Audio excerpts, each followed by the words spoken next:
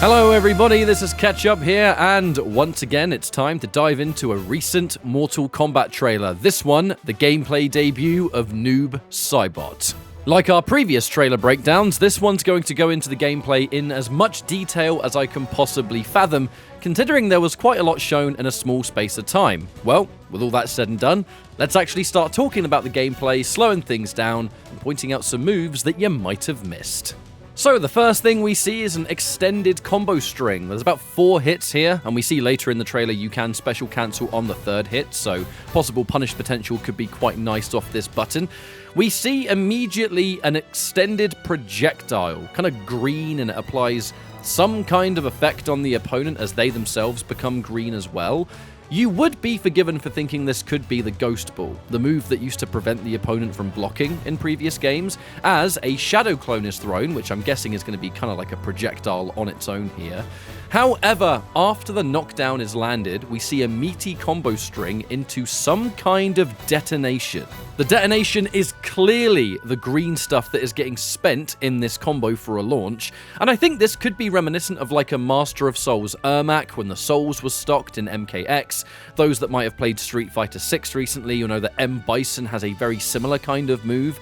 Basically, you apply something to an opponent and you can detonate it later.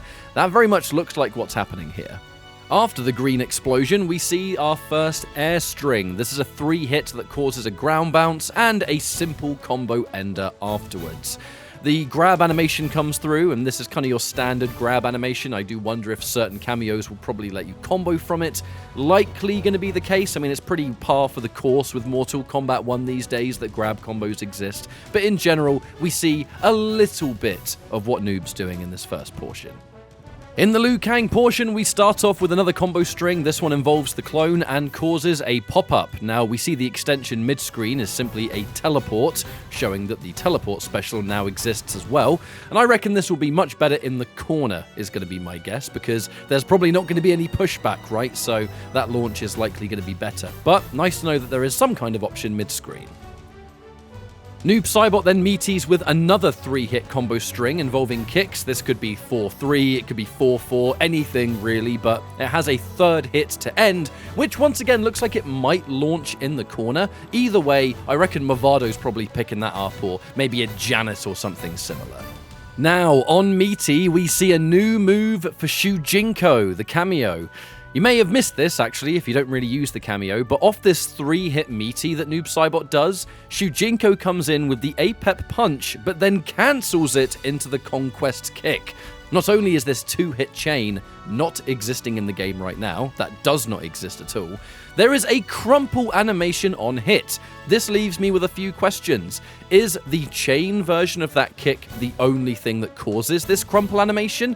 Or have they straight up changed the kick to crumple regardless? I've got a few concerns here, and I'll save it for the end of the video. However, this is definitely a new move for Shujinko.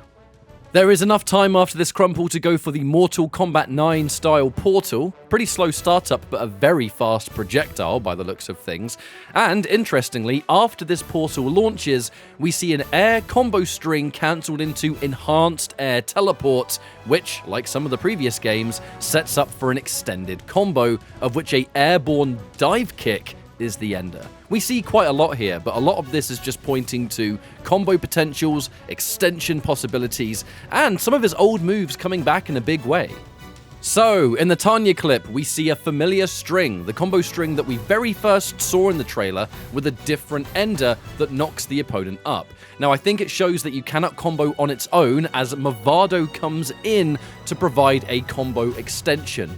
From this, we see the exact same 4-hit air string that we just saw in the previous clip, only this one goes into the enhanced airborne dive kick, and clearly there is some kind of spin-out effect reminiscent of like a Darius roundhouse or something similar. After this stun has applied, a knockdown ender that looks like it has a lot of different plus frames cancelled into that Ghost Ball style projectile, only this one is enhanced, which causes the clone to hold onto it, allowing Noob Saibot to essentially bait, block, and punish. Noob Saibot punishes with a 3-hit kick string that we haven't seen in the trailer yet, and then manually releases, allowing the clone to throw the projectile and increase the juggle. Now the projectile has landed, this is where that detonation comes back into effect and goes for another launch. The 3-hit juggle picks up from this, the one that causes a ground bounce, and then on the ground, it's a single button into what looks like a new special move, the old Noob Saibot up kick. This one is enhanced as there is a white flash, and it seems to be incredibly fast and provide more launch potential. It looks like a sweep is what ends this combo, kind of similar to like an Omni-Man where there's a low hit, but it's not your standard sweep, there's kind of an animation on top. So again, I think there's going to probably be some cameos here that allow you to extend even further. This next bit is big for those that don't like fighting Tanya. Looks like they've nerfed her EX reversal. Instead of going in for the down back 4, where she kind of twirls all the way around and then there's going to be a Goro or something on top, as you'll notice from this trailer, if you block the first hit of this reversal, she immediately recoils, allowing for a punish. This is probably still going to be safe on block if you have the right cameo, but you're going to have to dedicate. You're not going to be able to just let the whole thing rock and then call a Goro or something on top. Now, you're going to have to preemptively call the cameo just to not get punished, which is by far the most annoying part of fighting Tanya. Looks like it's been totally removed. Now, in the recent developer match for Combat Cast, we saw that Tanya has been buffed. She can go into drill and then cancel that into teleport for more extensions. However, this nerf massively changes her defensive capabilities, and I like that. The final thing we see is the punish. It's just a basic 3-hit string into Fatal Blow.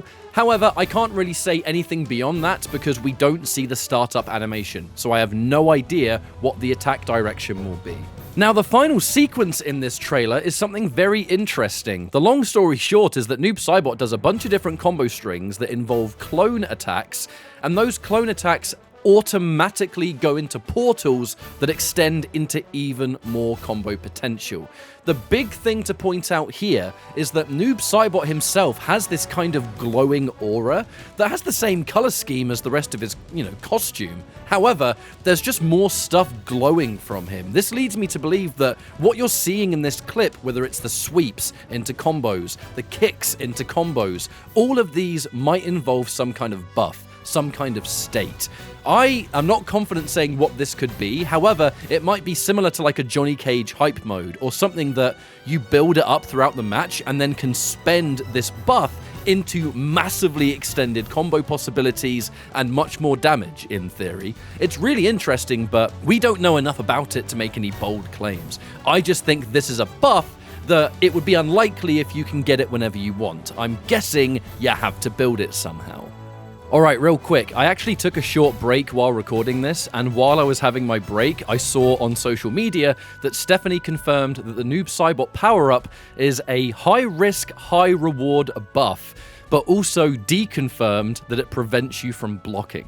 So my assumption is that it's going to drain something, and there isn't really anything in the game right now that takes health away from the user over time, so I'm wondering if this is just going to take HP away from Noob or something similar.